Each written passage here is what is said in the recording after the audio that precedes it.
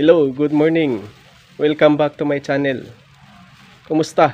Lalong-lalo na sa ating mga subscribers dyan. So, ngayong araw na to ay magmamarko tayo ng kalamansi.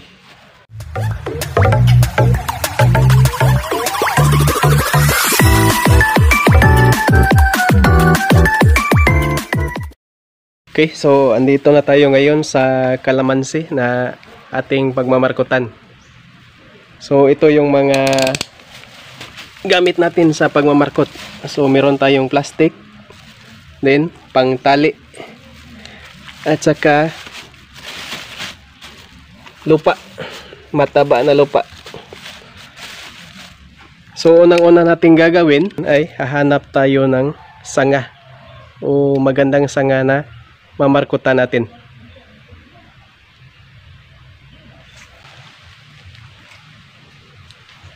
Okay, so babalatan natin yung sanga na ating napili.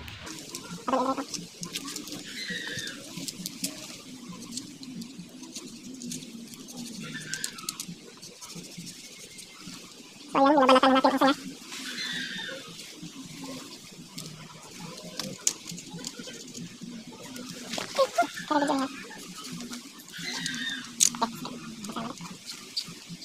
So dahan-dahan lang sa pagbabalat para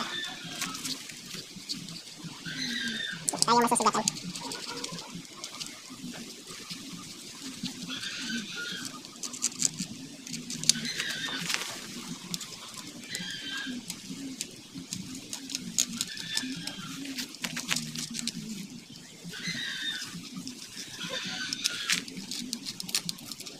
A few moments later. Yan, natapos na nating balatan.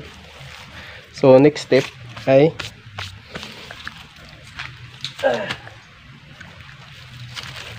lalagyan na natin ng plastic.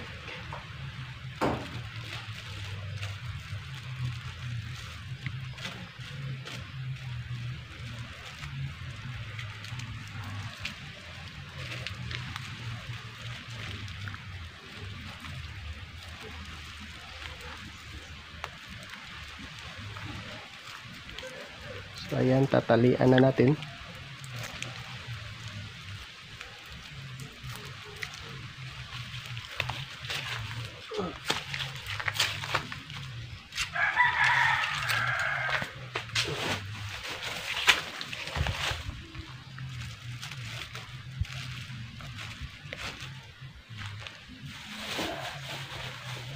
Tapos ay maglalagay na tayo ng lupa.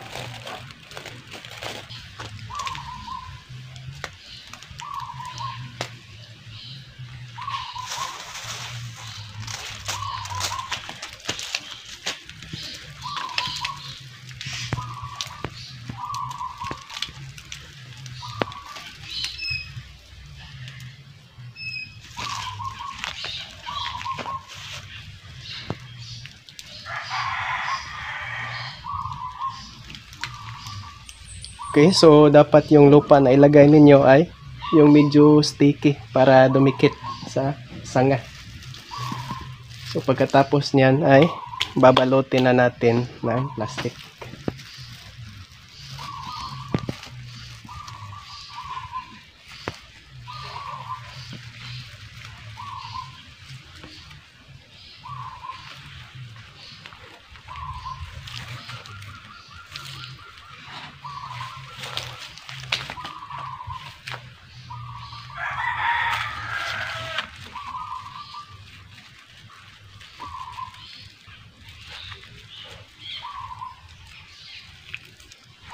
So ayan, tatalian na natin.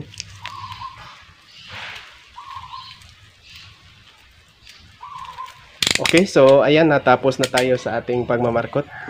So hintay lang tayo ng 3 linggo hanggang 1 buwan para magkaroon na ito ng mga ugat, itong ating minamarkot.